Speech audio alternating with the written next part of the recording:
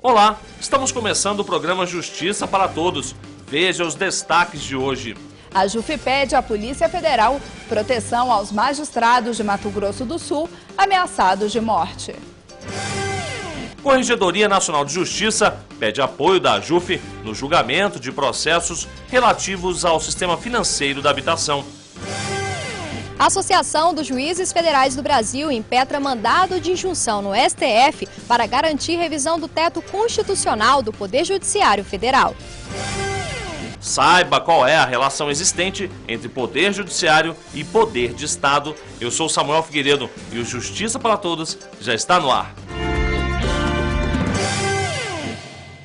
A Associação dos Juízes Federais do Brasil pediu à Polícia Federal proteção aos magistrados de Mato Grosso do Sul ameaçados de morte por uma organização criminosa que atua naquele estado. A juíza federal Lisa Taubenblatt, uma das vítimas do plano de eliminação recentemente descoberto pelo Ministério Público, também participou da audiência em Brasília. Para relatar a real situação dos magistrados ameaçados de morte em Mato Grosso do Sul, a Associação dos Juízes Federais do Brasil, representada pelo presidente Gabriel Vedi e o secretário-geral José Carlos Machado, levou a juíza Lisa Taubenblatt para uma reunião com o diretor executivo da Polícia Federal, Paulo de Tarso Teixeira.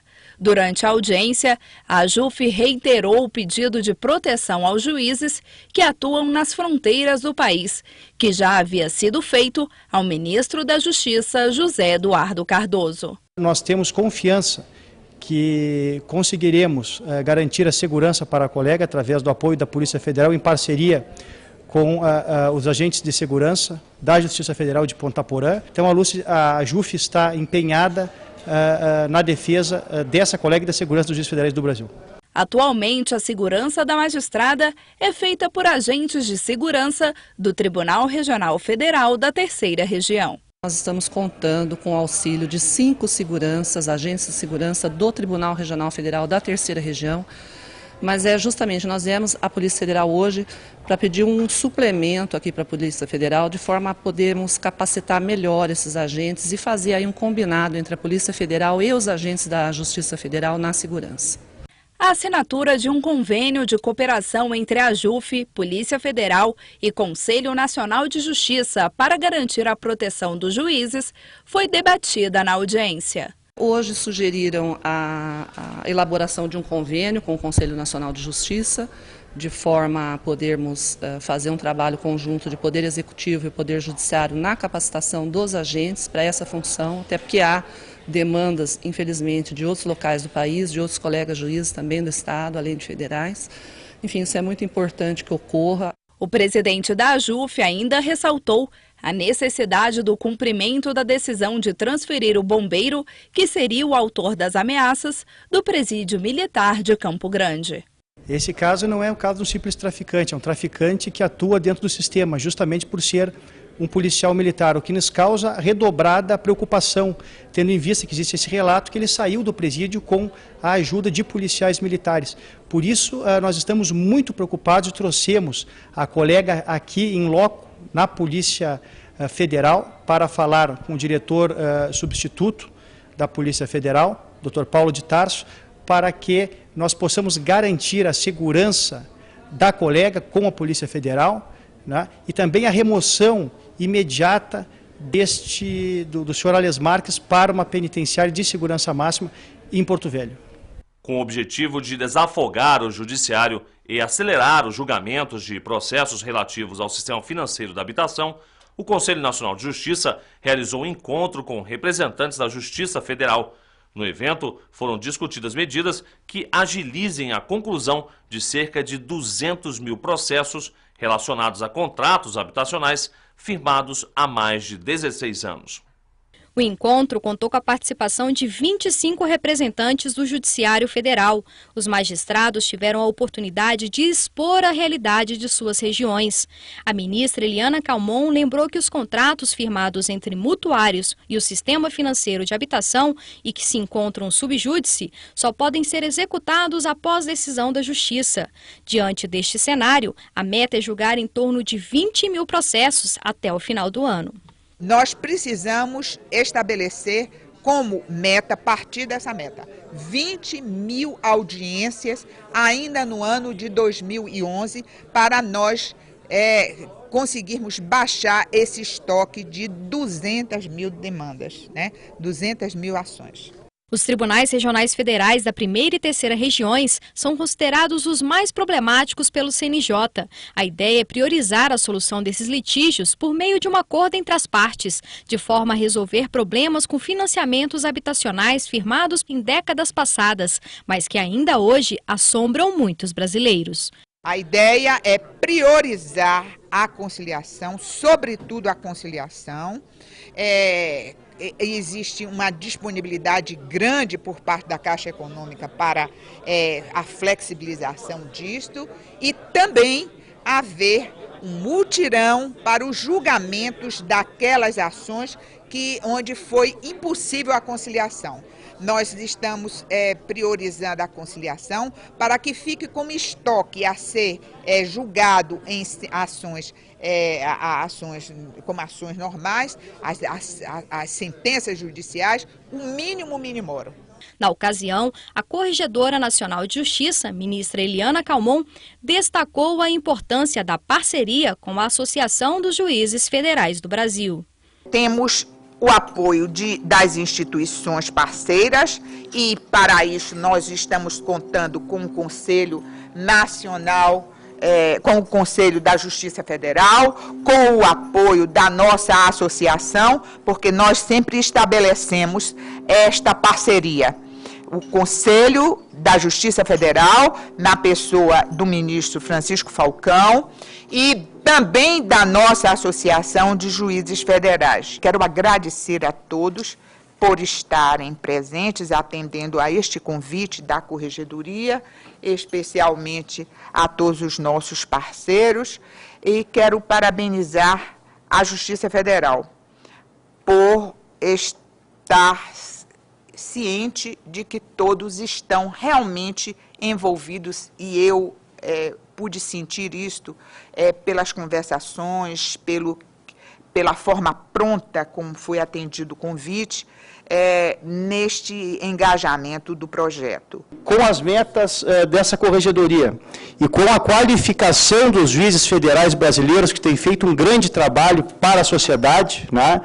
Tenho certeza que essa iniciativa, como o Mutirão Justiça em Dia, será também um sucesso. Então, a senhora conte com o apoio da sua associação, da sua JUF, né, em benefício da sociedade brasileira, e Vossa Excelência de parabéns pela iniciativa. O presidente da Associação dos Juízes Federais do Brasil, Gabriel Vedi, reafirmou o compromisso institucional e social dos juízes federais em buscar a prestação de uma justiça mais célere, em benefício da sociedade brasileira. Nós temos uma obrigação institucional de levarmos uma justiça cada vez mais célere à população brasileira.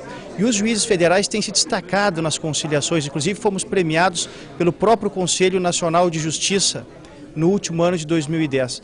E essas causas que envolvem o sistema financeiro de habitação envolvem milhões de brasileiros, milhares de brasileiros. E nós temos, na verdade, essa obrigação institucional, e tenho certeza que essa parceria com o Conselho Nacional de Justiça e com o Conselho da Justiça Federal será muito proveitosa para a sociedade brasileira, no sentido de levar uma justiça mais célere à nossa população. E também essas metas propostas pelo Conselho Nacional de Justiça também serão importantes para o aprimoramento, né, dessa prestação jurisdicional. E veja a seguir, a JUF entra com mandado de injunção no STF para garantir a revisão do teto constitucional. E ainda, o presidente da AJUFER lança livro sobre crimes de ordem tributária. Daqui a pouco, no Justiça para Todos. Você mostrou pra mim onde encontrar assim mais de 1 milhão de motivos pra sonhar. Enfim, é tão gostoso ter os pés no chão e ver que o melhor da vida vai começar. 2011, o melhor da vida vai começar de novo. A Associação dos Juízes Federais do Brasil impetrou mandado de injunção no Supremo Tribunal Federal porque o Congresso Nacional encerrou as atividades legislativas do ano passado sem votar o projeto de lei que corrige em 14,79% o subsídio pago aos ministros do STF. A revisão geral anual dos subsídios da magistratura brasileira é um direito previsto no artigo 37 da Constituição. O projeto de lei número 7.749 de 2010, enviado ao Legislativo em agosto do ano passado, corrige em 14,79% o valor pago aos ministros do Supremo Tribunal e tem reflexo direto sobre os vencimentos de todos os integrantes do Poder Judiciário Federal. Diante da demora por parte do Congresso Nacional em votar o projeto de lei, a Associação dos Juízes Federais do Brasil impetrou mandado de injunção no STF. É importante enfatizar que nós estamos lutando com esse mandado de injunção para que seja respeitado o pacto realizado entre a cúpula do Poder Executivo, do Poder Judiciário e do Poder Legislativo, realizado no ano de 2005. Ali foi avançado entre a cúpula dos três poderes que haveria um teto constitucional justamente para se evitar os supersalários no serviço público.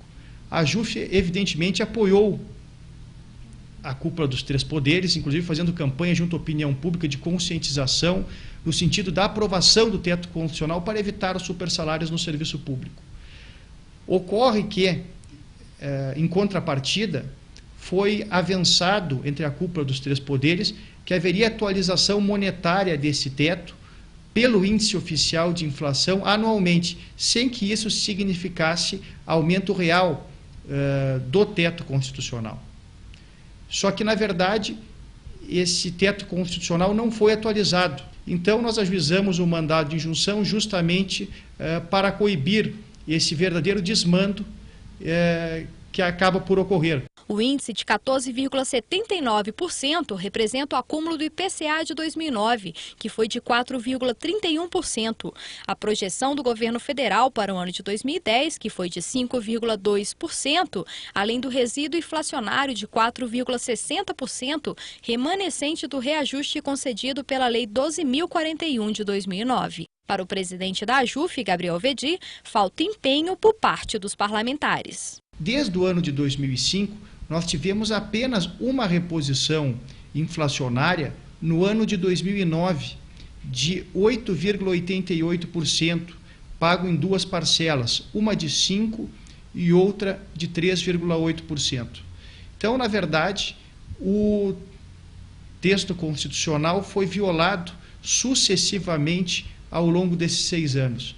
E por isso nós ajuizamos esse mandado de injunção para que seja notificada a mora do Congresso Nacional e que também, alternativamente, o próprio Supremo Tribunal Federal edite uma norma em concreto que viabilize a reposição das perdas inflacionárias, porque o Congresso Nacional tem a obrigação de legislar anualmente, atualizando o teto constitucional, e essa obrigação vem sendo descumprida ao longo dos últimos 6 anos.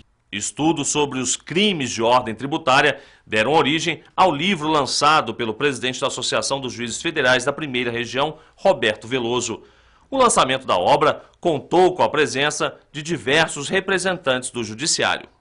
O livro, intitulado Crimes Tributários, é resultado da tese de doutorado realizada na Universidade Federal de Pernambuco pelo juiz federal Roberto Veloso. O lançamento da obra contou com a presença de representantes do Judiciário, como o presidente do Superior Tribunal de Justiça e do Conselho da Justiça Federal, ministro Ari Pargendler, o conselheiro nacional de Justiça, Leomar Amorim, e do presidente da AJUF, Gabriel Vedi. Em sua terceira publicação, o magistrado fez um estudo sobre os crimes de ordem tributária. Ela tem uma inovação. Na verdade, ela traz a inexigibilidade de conduta diversa como um estado de necessidade exculpante. E ao tratá-lo como estado de necessidade exculpante, nós fizemos uma caracterização para os critérios objetivos e subjetivos. Ou seja, não basta se alegar que a empresa está em dificuldades financeiras para que ela seja beneficiada com a exclusão da culpabilidade. É preciso que ela prove determinados requisitos, como, por exemplo, não ter dado causa às dificuldades, porque às vezes o administrador ele é perdulário. Ele vai à corrida de Fórmula 1, ele viaja à Europa, ele está recebendo um prolabore altíssimo, desproporcional ao que a empresa arrecada, e depois ele vai dizer, não, minha empresa está em dificuldades. Não, mas a empresa está em dificuldades porque foi causada por ele. Então, eu estabeleci esses critérios objetivos, ou seja, é preciso que a empresa realmente esteja em dificuldades, que ela esteja sofrendo processo de execução, muitas das vezes processo mesmo de falência, para se caracterizar essa inexigibilidade de conduta diversa. Isso é o que eu trato, mas eu trato também em uma questão importante, que é o problema da responsabilidade. Porque muitas das vezes as mulheres, os filhos, são sócios de uma empresa sem nunca terem ido lá. E depois, quando o Ministério Público vai promover a denúncia, ele denuncia todos que estão no contrato. Só que aquela pessoa não realizou nada, ela não praticou nenhum ato de gestão. E ela está sendo denunciada apenas por estar no contrato. Então, isso o direito penal não aceita, porque se trata de uma responsabilidade objetiva. Então, tudo isso nós estamos tratando nesse livro. Além de destacar o estudo elaborado por Roberto Veloso, o presidente da Associação dos Juízes Federais do Brasil ressaltou o trabalho realizado pelo magistrado na presidência da Associação dos Juízes Federais da Primeira Região. É uma alegria muito grande um associado da JUF, né, mestre, doutor em Direito, que consolida assim a sua carreira acadêmica lançando esse livro, que é uma obra bastante consistente e muito elogiada. E também para mim é uma alegria muito grande cumprimentar o Roberto Veloso, querido amigo e colega, presidente da JUFER, que tem feito um grande trabalho em defesa dos juízes federais da Primeira Região, presidindo uma associação muito importante que congrega 14 estados da federação. De forma que é uma alegria muito grande e o Dr. Roberto Veloso, querido amigo, está à altura da nossa JUFER, que é uma grande associação e orgulho para todos nós juízes federais, não apenas da Primeira Região, mas também os juízes federais de todo o Brasil. A seguir, saiba qual é a relação existente entre Poder Judiciário e Poder de Estado no próximo bloco, aqui no Justiça para Todos.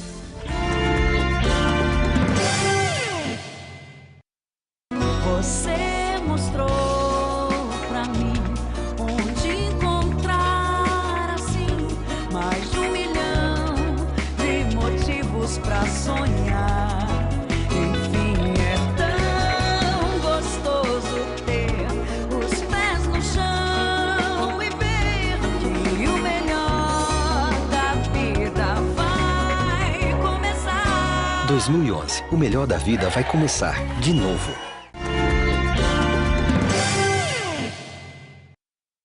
Você sabia que muitas vezes o Poder Judiciário atua como poder de Estado e que os direitos fundamentais assegurados pela Constituição devem ser vistos como uma questão judicial e não social? Quem nos dá essas e outras explicações é o professor e doutor da PUC e da Universidade Federal do Rio Grande do Sul, Juarez Freitas. Um poder autônomo, guardião supremo da Constituição Federal. Essa é a definição de poder judiciário como poder de Estado, na visão do professor Juarez Freitas. A justiça deve ser capaz de assegurar os interesses da sociedade em detrimento de políticas de governos transitórios. Não se trata de ter nenhuma hostilidade ao governo, mas os governos são transitórios. A Constituição permanece. Os direitos fundamentais e os compromissos com metas consecutivas de alcançar objetivos fundamentais da República, notadamente em matéria de desenvolvimento humano, perduram. E, portanto, as carreiras de Estado têm garantias especiais, justamente para que se vinculem a esta visão de um prazo longo. Nesse prazo longo é que nós vamos ter a possibilidade de um controle, por exemplo, muito melhor em matéria de prevenção e de precaução. A prevenção, muitas vezes, em direito público não acontece. Por quê? Porque Porque os governantes estão preocupados apenas com o curto prazo, com o jogo político-eleitoral. O compromisso daqueles que são carreiras de Estado é um compromisso com esse prazo maior, em que, por exemplo, nós vamos ter o combate à poluição, o redesenho dos modais de transportes no Brasil. Isso não é tarefa para curto prazo. O saneamento básico exigido como um direito fundamental do cidadão e não como uma benesse política, uma opção partidária. Todos esses compromissos exigem continuidade no tempo. Os juízes continuam, o Ministério Público continua, enfim, as carreiras de Estado continuam. E, portanto, elas têm de assegurar a continuidade eficacial crescente da própria Constituição. Os direitos fundamentais assegurados pela Constituição Federal devem ser vistos como uma questão judicial e não social, independente de governo, para que possam ser cumpridos. Quando se pensa assim, se pensa no judiciário e nas instituições de Estado oferecendo segurança jurídica e transformando muitos temas que no passado eram temas vinculados apenas à política e eram considerados até imunes ao controle, à sindicabilidade, à apreciação judicial, e hoje passam a ser temas jurídicos. Dou um exemplo. Direito à educação ou educação. Antigamente era visto como uma questão política. Vamos ter creche ou não vamos ter creche? Vamos ter pré-escola ou não vamos ter? Não é mais assim. Reconhece-se hoje que há um direito subjetivo público à educação, há um direito fundamental à educação, determina-se a matrícula de criança em creche e os controles passam, portanto, a não apenas permitir que a esfera da política decida com uma discricionalidade excessiva se vão fazer ou não a implementação da Constituição, mas passam a determinar, inclusive com um controle, às vezes, substitutivo, mas, o mais importante, anti-omissivo e estatal, com compromisso com o direito público mais de Estado do que de governo. No entanto, o professor ressalta a necessidade da participação da sociedade para que ocorra de forma permanente o cumprimento dos deveres do Poder Judiciário.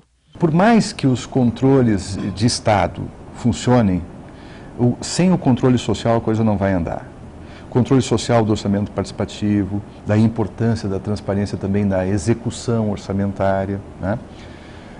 Esses controles, essa visibilidade maior com relação à economicidade nos gastos públicos, à responsabilidade fiscal, né? A austeridade que se impõe aos que usam recursos públicos, esse controle tem de ser feito com uma sociedade também ela ativa e altiva.